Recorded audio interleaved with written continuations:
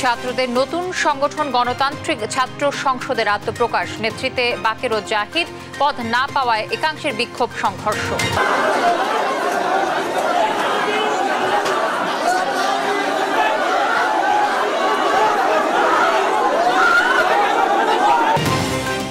বছর পর কাল বিএনপির বর্ধিত সভা, খোলামেলা মত দেবেন দলের তৃণমূল নেতারা, থাকবে তারেক রহমানের দিক নির্দেশনা।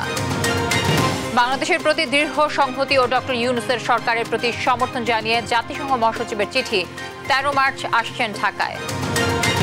3.5 লাখ কোটি টাকা ছুঁই ছুঁই করছে খেলাপি ঋণ, ব্যাংকের আমানতকারীরা টাকা পেতে সমস্যায় পড়বেন না, জানালেন গভর্নর। আমরা যেটা চাচ্ছি যে ব্যাংকিং খাতটাকে শক্তিশালী করা, অর্থাৎ দুর্বল যদি কোনো ব্যাংক থাকে তার বুনিয়াদ বা ভিত্তিটাকে শক্তিশালী করে ব্যাংকটাকে আবার পুনর্গঠন করা। বিমানবন্দরের ট্রলি কেনাকাটায় চুরি, বেবি চকে দুদকের অভিযান, মিলেছে প্রাথমিক সত্যতা, সাংবাদিক প্রবেশে বাধা। দর্শক, আমন্ত্রণ সংবাদ রাতে শুনছিলেন শিরোনামগুলো, আপনাদের সঙ্গে রয়েছে আমি তানজিয়া জুথি।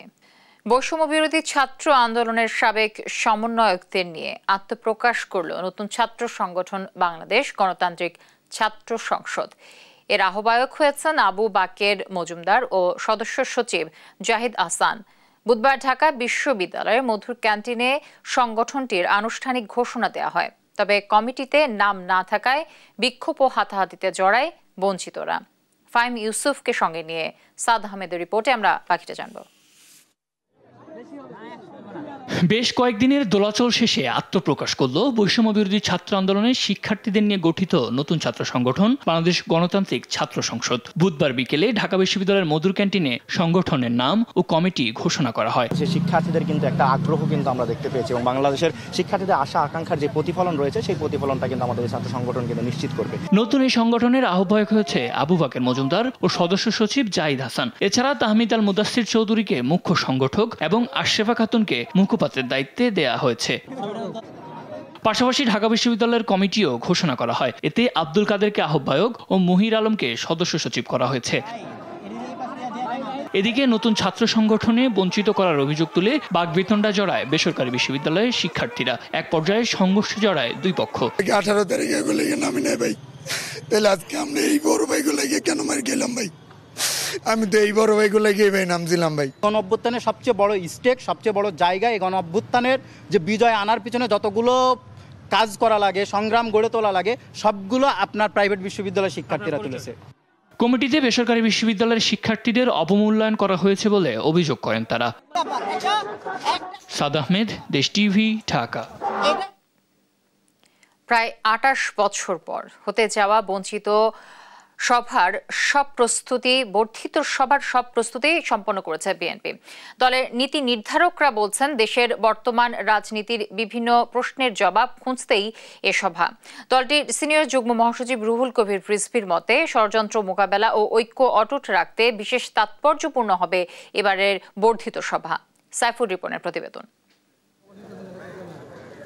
প্রায় 28 বছর পর জাতীয় সংসদ ভবন সংলগ্ন মাঠে অনুষ্ঠিত হতে যাচ্ছে দেশের অন্যতম বড় রাজনৈতিক দল বিএনপির বর্ধিত সভা, যেখানে অংশ নিচ্ছেন দলের শীর্ষ থেকে শুরু করে তৃণমূলের 4000 নেতা। দেশের বর্তমান রাজনৈতিক প্রেক্ষাপটে নানা প্রশ্নের উত্তর খোঁজার পাশাপাশি গণতন্ত্র প্রতিষ্ঠার লক্ষ্যে দ্রুততম সময়ে নির্বাচনের দাবি আদায়ে করণীয় গুরুত্বপূর্ণ সিদ্ধান্ত আসতে পারে এবারের বর্ধিত সভা থেকে। আগামী দিনে আমাদের কর্মকাণ্ড কি হবে, নির্বাচন কিভাবে আমরা পরিচালনা করব, সব বিষয়ে রাজনীতির সকল প্রশ্নেরই উত্তর খোঁজার জন্য আমরা এই বর্ধিত সভার জন্য আয়োজন করেছি। আমরা ইতিমধ্যে 31 দফা সংস্কার কর্মসূচি দিয়েছি বন্ধু রাজনৈতিক সংগঠনগুলোর সঙ্গে আলাপ আলোচনার ভিত্তিতে। সেটাকে বাস্তবায়ন করার জন্য একটা নির্বাচনের জন্য বাংলাদেশের মানুষ মুখিয়ে আছে। সেই নির্বাচনটা কত তাড়াতাড়ি অনুষ্ঠিত করা সম্ভব, সরকারের সঙ্গে সেই বোঝাপড়াটার বিষয়েই মূলত আলোচনাটা হবে বলে আমি মনে করি। বর্ধিত সভার আগের দিন সভাস্থলের প্রস্তুতি পরিদর্শন করে সংবাদ মাধ্যমে কথা বলেন বিএনপি নেতারা। তৃণমূল হচ্ছে আমাদের দলের মূল শক্তি, তো তারা আসবেন, তারা তাদের বক্তব্য দেবেন এবং তাদের বক্তব্যের উপর ভিত্তি করেই আমাদের আগামী দিনের পথ চলা আমরা নির্ধারণ করব। আমরা কিভাবে আগাবো, আমরা কি কর্মসূচি নিব। দলের সিনিয়র যুগ্ম মহাসচিব রুহুল কবির রিজভী জানিয়েছেন, আগামী দিনের চলার পথ নির্দিষ্ট করতে বর্ধিত সভায় তৃণমূলের সুপারিশকে গুরুত্বের সাথে নেবে বিএনপি। আধিপত্যবাদী শক্তির তাদের বিভিন্ন ষড়যন্ত্রকে প্রতিহত করা, পাশাপাশি দেশের ভিতরে ঐক্য এবং ঐক্য রক্ষা করা এবং চক্রান্ত ষড়যন্ত্রকে প্রতিহত করা ইত্যাদি বিষয়েও আমাদের যে বর্ধিত সভা সেখানে নেতৃবৃন্দরা আলোচনা করবেন। তৃণমূলের নেতাদের যে কোনো প্রশ্নের উত্তর দেবেন বর্ধিত সভার সভাপতি ও দলের ভারপ্রাপ্ত চেয়ারম্যান তারেক রহমান। দলের সাংগঠনিক পুনর্গঠনে হতে পারে বিভিন্ন স্তরের নেতৃত্বে রদবদল। সাইফুল রিপন, দেশ টিভি, ঢাকা। পাড়া মহল্লায় গডফাদার তৈরি হচ্ছে অভিযোগ করে দেশের আইনশৃঙ্খলা পরিস্থিতি নিয়ন্ত্রণে ষষ্ঠ উপদেষ্টাকে কার্যকর উদ্যোগ নেয়ার আহ্বান জানিয়েছেন বিএনপির সিনিয়র যুগ্ম মহাসচিব রুহুল কবির রিজভী। বুধবার গুলশান কার্যালয়ে ক্যান্সার আক্রান্ত ব্যক্তিদের হাতে আর্থিক সহায়তা তুলে দেয় আমরা বিএনপি পরিবার। এ সময় গণ অভ্যুত্থানে ক্ষতিগ্রস্তদের পাশে দাঁড়াতে রাষ্ট্রকে এগিয়ে আসার আহ্বান জানান রিজভী। অভিযোগ করেন, দেশে অগ্রযাত্রার যে সংস্কৃতি গড়ে উঠেছিল তাকে পরিকল্পিতভাবে আঘাত করা হচ্ছে। শেখ হাসিনার মুসলিম সংস্কৃতিকে মুছে ফেলার চেষ্টার বিরুদ্ধে সবসময় সোচ্চার ছিল বিএনপি।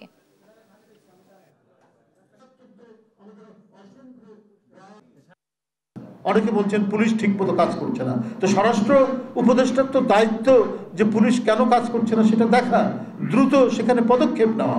আজকে বিভিন্ন পাড়া মহল্লা মনে হচ্ছে অরক্ষিত, মনে হচ্ছে বিভিন্ন গডফাদার, আমরা শামীম ওসমান গডফাদার শুনতাম, আমরা ওই অ্যানিদের এলাকায় তাহেরে গডফাদার শুনতাম, তো এখন তো পাড়া মহল্লায় গডফাদার তৈরি হয়েছে, যারা মানে দেশের যারা শান্তিতে সুখে ভদ্রলোক সুশীল মানুষ যারা বসবাস করবে তারা আতঙ্কিত হয়ে পড়ছে। বাংলাদেশের প্রতি দৃঢ় সংহতি এবং ডক্টর ইউনূসের নেতৃত্বে অন্তর্বর্তী সরকারের চলমান পরিবর্তন প্রক্রিয়ায় সমর্থন পুনর্ব্যক্ত করেছেন জাতিসংঘ মহাসচিব অ্যান্টনিও গুতেরেস। প্রধান উপদেষ্টাকে দেয়া এক চিঠিতে এ কথা বলেন তিনি। এদিকে 4 দিনের সফরে আগামী 13 মার্চ ঢাকা আসবেন জাতিসংঘ মহাসচিব। মোহাম্মদ সাকিবের রিপোর্টে বিস্তারিত। অন্তর্বর্তী সরকারের প্রধান উপদেষ্টা ডক্টর মোহাম্মদ ইউনূসকে চিঠি পাঠিয়েছেন অ্যান্টনিও গুতেরেস। মঙ্গলবার দেয়া এক চিঠিতে বাংলাদেশের প্রতি জাতিসংঘের দৃঢ় সংহতি এবং ডক্টর ইউনূসের নেতৃত্বে চলমান পরিবর্তন প্রক্রিয়ায় সমর্থন পুনর্ব্যক্ত করা ও একই সঙ্গে রোহিঙ্গা ইস্যুতে আন্তর্জাতিক সম্প্রদায়কে আরও সম্পৃক্ত করার আশ্বাস দেন জাতিসংঘ মহাসচিব।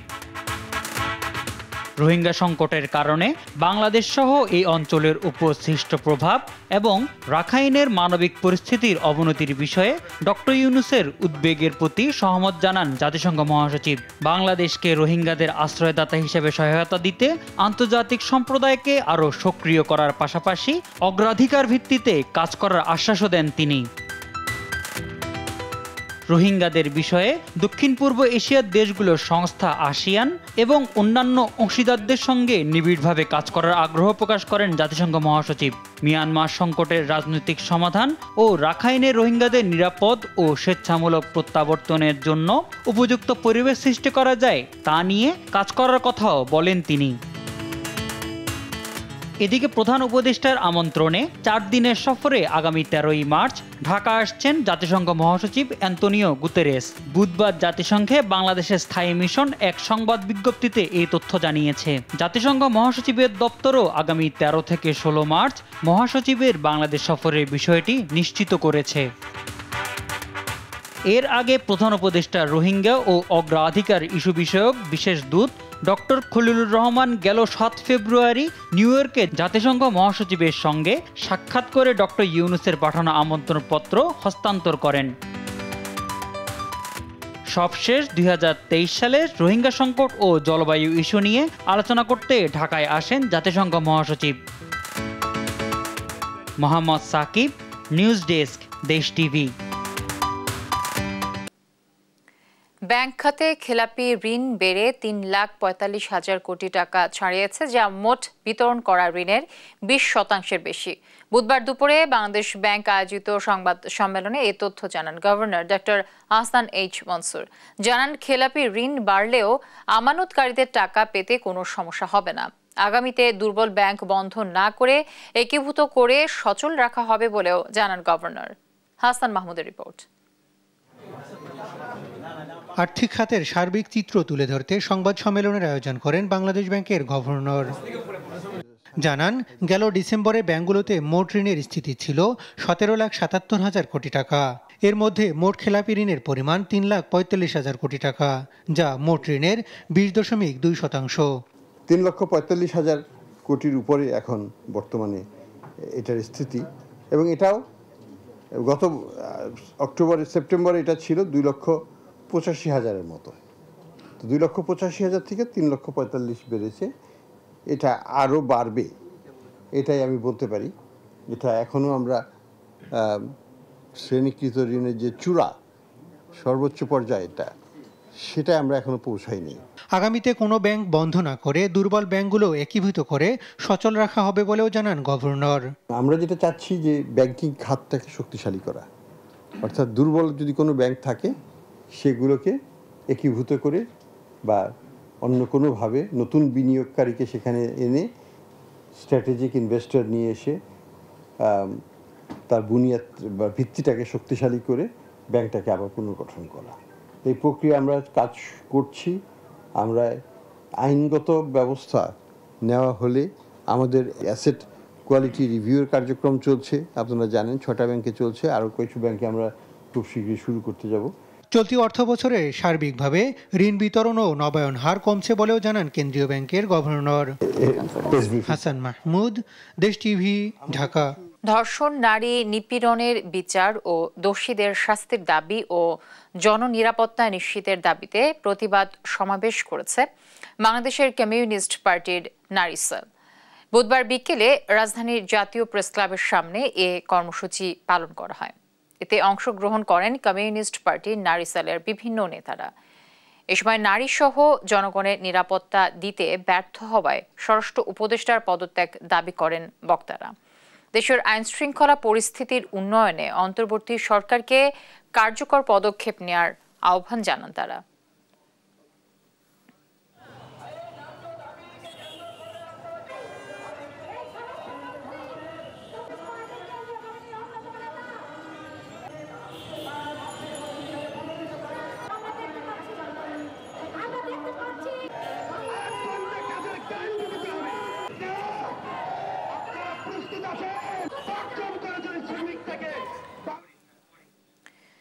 বিমানবন্দরে ট্রলি কেনায় প্রায় 7.5 কোটি টাকার অনিয়ম ও দুর্নীতির অভিযোগে অভিযান পরিচালনা করে দুর্নীতি দমন কমিশন।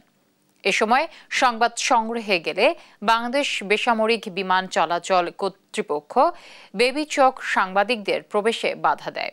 অভিযান শেষে দুদক কর্মকর্তা বলেন, অভিযোগের বিষয়ে প্রাথমিক সত্যতা রয়েছে, তবে বেশ কিছু পর্যালোচনা বাকি রয়েছে, যা পরবর্তীতে খতিয়ে দেখে কমিশন ব্যবস্থা গ্রহণ করবে। এইচ হিমেলকে সাথে নিয়ে আরো জানাচ্ছেন ফজলাদিত্য। বিমানবন্দরে ট্রলি কিনায় 7.5 কোটি টাকার অনিয়ম ও দুর্নীতির অভিযোগে বেসামরিক বিমান চলাচল কর্তৃপক্ষ বেবিচকের পুরাতন হেড অফিসে বেলা 12টায় অভিযান কার্যক্রম পরিচালনা করে দুদকের 3 সদস্যের একটি প্রতিনিধি দল।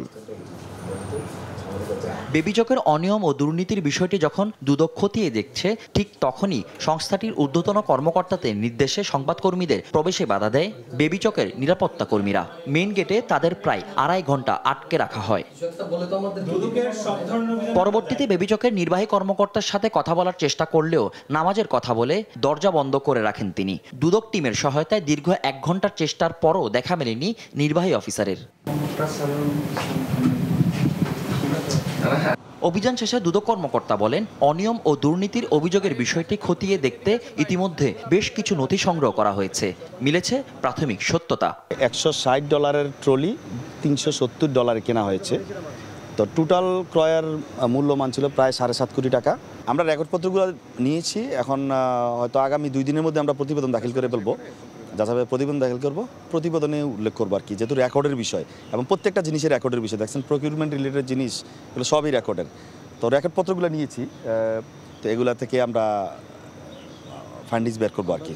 এই সময় তিনি আরো বলেন, বেবিচকের ঊর্ধ্বতন কর্মকর্তাদের সাংবাদিকদের প্রবেশের বিষয়টি জানালেও তারা গণমাধ্যমকে বাধাগ্রস্ত করে। তাদের এহেন আচরণ বস্তুনিষ্ঠ সংবাদ পরিবেশনে প্রতিবন্ধকতা সৃষ্টি করে বলেও উষ্মা প্রকাশ করেন দুদকের সহকারী পরিচালক। আমার ঊর্ধ্বতন কর্তৃপক্ষকে আমি অবহিত করব যে গণমাধ্যম কর্মীরা আজকে গিয়ে আমাদের সাথে গিয়ে ওনাদের অফিসে সংশ্লিষ্ট কর্মকর্তার সাথে কথা বলতে পারেন নাই, অফিসে ঢুকতে পারেন নাই বা অফিস পর্যন্ত গিয়েছেন, এটা আমরা জানাবো। অত সিনিয়র কর্তৃপক্ষ চিন্তা করবেন। এইসব বিষয়গুলো নিয়ে দ্রুত সময়ের মধ্যে কমিশনে প্রতিবেদন জমা দেওয়া হবে এবং পরবর্তী সিদ্ধান্ত গ্রহণ করা হবে। ফজলে আদিত্য, দেশ টিভি, ঢাকা। আগের মতো নিপীড়ন, নির্যাতনমূলক ও শোষণমূলক মামলা অব্যাহত রাখা হলে দুদকের পরিণতিও আওয়ামী লীগের মতোই হবে বলে মন্তব্য করেছেন দুর্নীতি দমন কমিশনের চেয়ারম্যান ডক্টর আব্দুল মোমেন। বুধবার দুপুরে পাবনা শিল্পকলা একাডেমির মিলনায়তনে দুদকের গণশুনানি শেষে সাংবাদিকদের কথা বলেন তিনি। ডক্টর আব্দুল মোমেন আরও বলেন, যতটুকু স্বাধীনতা রয়েছে তার মধ্যে যতটা সম্ভব নিরপেক্ষতাভাবে কাজ করবে দুদক। গণশুনানিতে 157টি অভিযোগ জমা পড়ে। এর মধ্যে 57টি অভিযোগ আমলে নিয়ে গণশুনানি অনুষ্ঠিত হয়। বিভিন্ন সময় নিপীড়নমূলক, নির্যাতনমূলক, শোষণমূলক, নিষ্পেষণমূলক মামলা মোকদ্দমা যেগুলি হয়েছে, যারা করেছে তাদের পরিণতি কি, আমার মনে হয় এটা আমার নতুন করে ব্যাখ্যা করার কিছু নাই। আমরা যদি সেই ধারাটা অব্যাহত রাখি তাহলে আমাদেরও তো একই রকম পরিণতি হবে। আমাদের সব ধরনের স্বাধীনতারই তো একটা সীমাবদ্ধতা আছে। আমাদের যতটুকু স্বাধীনতা আছে আমরা চেষ্টা করে যাব এর মধ্যে যতটা ভালোভাবে, যতটা নিরপেক্ষভাবে কাজ করা যায় আমরা কাজ করে যাব। ডিসেম্বরেই নির্বাচন করা সম্ভব হবে বলে মন্তব্য করেছেন নির্বাচন কমিশনার আনোয়ারুল ইসলাম। বুধবার বিকেলে মুন্সিগঞ্জ জেলা প্রশাসক কার্যালয়ের সভাকক্ষে ভোটার তালিকা হালনাগাদ উপলক্ষে জেলা ও উপজেলার বিভিন্ন কর্মকর্তাদের সাথে মতবিনিময়ের সভায় এ মন্তব্য করেন তিনি। এ সময় জাতীয় নির্বাচনের আগে স্থানীয় সরকার নির্বাচন প্রশ্নে তিনি জানান, স্থানীয় সরকার নির্বাচন যদি শুরু করা হয় তাহলে 1 বছর সময় লাগবে। সেক্ষেত্রে ডিসেম্বরে জাতীয় নির্বাচনের যে ঘোষণা দেওয়া হয়েছে তা এই সময়ের মধ্যে সম্ভব হবে না।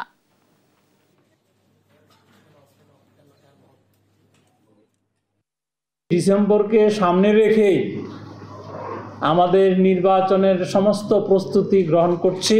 স্থানীয় নির্বাচন বলতে সিটি কর্পোরেশন নির্বাচন, পৌরসভা নির্বাচন, ইউনিয়ন পরিষদ নির্বাচন, জেলা পরিষদ নির্বাচন, সবগুলো নির্বাচন যদি আমরা শুরু করি তাহলে প্রায় 1 বছর সময় লাগবে। তাহলে হয়তো বা এই টাইম লাইনের ভিতরে থাকা সম্ভব হবে না।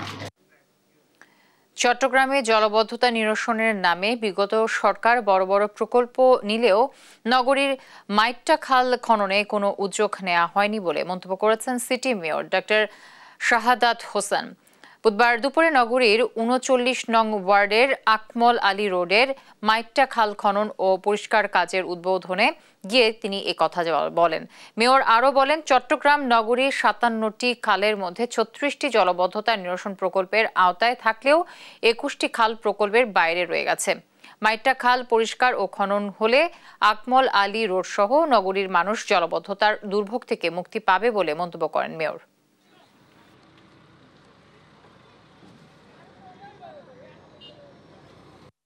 চট্টগ্রাম উন্নয়ন কর্তৃপক্ষ, সিটি কর্পোরেশন, ওয়াসা, পানি উন্নয়ন বোর্ড সহ যেসব সেবা প্রদানকারী সংস্থা আছে আমরা সবাই মিলে একসাথে কাজ করতে পারছি, এটা একটা গুড সাইন। এবং আজকে এই যে এমন শুনলাম যে 17 বছর ধরে এটাকে টাচ করা হয়নি, এই খালটাকে, এই মাইট্টা খালটাকে, এবং এটার কারণে গিয়ে এলাকাবাসী সবচেয়ে বেশি জলাবদ্ধতার সমস্যায় পড়ছে। এবং আমরা আশা করছি সিটি কর্পোরেশনের উদ্যোগে আমরা এই খালটা আমরা করবো, ইনশাল্লাহ খনন করব। অনির্দিষ্টকালের জন্য খুলনা প্রকৌশল ও প্রযুক্তি বিশ্ববিদ্যালয় কুয়েট বন্ধের ঘোষণায় বেশিরভাগ শিক্ষার্থী হল ছেড়েছেন। বুধবার সকাল থেকে তারা হল ত্যাগ করলেও বেশ কিছু শিক্ষার্থী এখনও নিজ কক্ষে অবস্থান করছেন।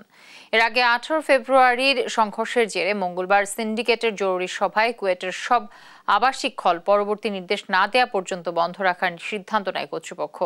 শিক্ষার্থীদের হল ত্যাগ করতে বলা হয় বুধবার সকাল 10টার মধ্যে। এ ঘোষণার পর হল ত্যাগের নির্দেশ প্রত্যাখ্যান করে মঙ্গলবার রাতে ক্যাম্পাসে বিক্ষোভ মিছিল করেন বেশ কিছু শিক্ষার্থী। তবে বুধবার ক্যাম্পাসে শিক্ষার্থীদের কোনো বিক্ষোভ দেখা যায়নি। সার্বিক নিরাপত্তার স্বার্থে ক্যাম্পাসের 2 গেটে পুলিশ মোতায়েন করা হয়েছে।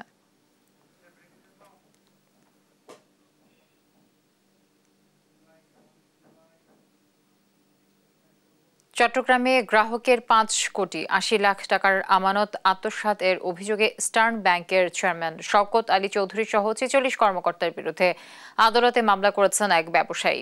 বুধবার চট্টগ্রাম অতিরিক্ত চিফ মেট্রোপলিটন আদালতের বিচারক সরকার হাসান শাহরিয়ার মামলা গ্রহণের পর সিআইডিকে তদন্তের আদেশ দেন। বাদীর আইনজীবী জানান, চট্টগ্রামের ব্যবসায়ী মর্তুজা আলী ইস্টার্ন ব্যাংকের চান্দগাঁও শাখায় 2017 সালে 5 কোটি 80 লাখ টাকার 6টি স্থায়ী আমানত অ্যাকাউন্ট খোলেন। একই বছরের অ্যাকাউন্ট মাসেই ইস্টার্ন ব্যাংকে তার নামে 2টি জাল সঞ্চয়ী হিসাব এবং 4টি লোনের হিসাব খুলে 9 কোটি 87 লাখ টাকা হস্তান্তর করে আত্মসাৎ করা হয়েছে বলে অভিযোগ করেন ব্যবসায়ী মর্তুজা। এই ঘটনায় 46 কর্মকর্তার বিরুদ্ধে আদালতে এফডিআর এর 5 কোটি 80 লাখ এবং ইন্টারেস্ট ও খরচ সহ মোট 11 কোটি টাকা পাওনা আদায়ে মামলা করেন মর্তুজা। আমার এফডিআর বাবদ এফডিআর এর ইন্টারেস্ট থেকে শুরু করে আমার ওদের পিছনে যাবতীয় গত 7 বছরের খরচ থেকে শুরু করে আমার লিগেল ফিস সর্বমোট পাওনার পরিমাণ 11 কোটি টাকা আমি ইস্টার্ন ব্যাংকে ক্লেম করছি। চিটাগাং চিফ জুডিশিয়াল ম্যাজিস্ট্রেট আদালতে ইস্টার্ন ব্যাংকের বোর্ড অফ ডিরেক্টর থেকে টপ ম্যানেজমেন্ট সহ 46 জনের নামে একটি মামলা দায়ের করা হয়েছে। সাতগাঁও শাখায় ওখানে 5 কোটি 80 লক্ষ টাকার আমরা এফডিআর করি। এই সম্পূর্ণ টাকাটাই ওনারা কি করে ফেলে, আত্মসাৎ করে ফেলে। বিভিন্ন লোন অ্যাকাউন্ট, বিভিন্ন জাল অ্যাকাউন্ট করে, বিভিন্ন সঞ্চয় অ্যাকাউন্ট করে, বিভিন্ন নামে বেনামে করে আমার টাকাটা আত্মসাৎ করে। রাতের আধারে মেহেরপুর সীমান্ত দিয়ে এক রোহিঙ্গা সহ 15 বাংলাদেশিকে পুশব্যাক করেছে ভারতীয় সীমান্তরক্ষী বাহিনী বিএসএফ। বুধবার রাত 1টার দিকে মুজিবনগর কাঁটাতার পার করে বাংলাদেশের অভ্যন্তরে উপজেলার সোনাপুর মাঝপাড়া সীমান্ত এলাকায় ঠেলে দেয়া হয় তাদের। পুশব্যাক হওয়া ব্যক্তিরা জানান, তারা বিভিন্ন সময় অবৈধভাবে ভারতে প্রবেশ করে পুলিশের হাতে আটক হন এবং বিভিন্ন মেয়াদে কারা ভোগ করেন। পশ্চিমবঙ্গের বহরমপুর কারাগারে সাজা ভোগের পর বুধবার রাতে বিএসএফ তাদের সীমান্তে এনে বাংলাদেশের অভ্যন্তরে ঠেলে দেয়। তবে এই বিষয়ে কোনো তথ্য জানাতে পারেনি মুজিবনগর ক্যাম্পের বিজিবি ও মুজিবনগর থানা পুলিশ। আমরা রাজমিস্ত্রির কাজে ভারত যাচ্ছিলাম, বিএসএফের হাতে ঘেরা খাই। আমি খেয়েছি 5 মাস আগে, কেউ খেয়েছে 7 মাস আগে, কেউ খেয়েছে 2 বছর আগে। আমরা বহরমপুর সেন্টার জেলে ছিলাম, ওখান থেকে ধরলেন স্কোয়াড দিয়ে আমরাকে হেড ক্যাম্পে নিয়ে এলো। হেড ক্যাম্পে নিয়ে আসার পর তখন এতে গেট দিয়ে আমরাকে নিয়ে এসে ছাড়লো। মুন্সিগঞ্জের শ্রীনগরে বিএনপির ভারপ্রাপ্ত চেয়ারম্যান তারেক রহমানের রাষ্ট্র মেরামতের উপর 31 দফা বাস্তবায়নে কর্মশালা অনুষ্ঠিত হয়েছে। এ সময় নিহত রোমানের পরিবারকে সহায়তা দেয়া হয়।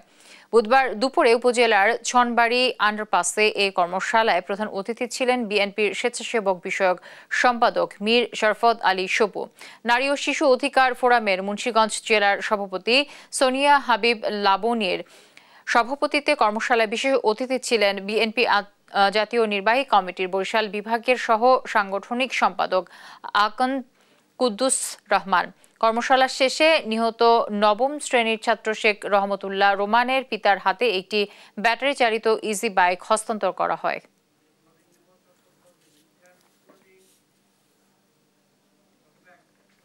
দর্শক, এই ছিল এখনকার সংবাদ রাত। পরের বুলেটিন দেখার আমন্ত্রণ রইল। ধন্যবাদ সবাইকে সঙ্গে থাকার জন্য।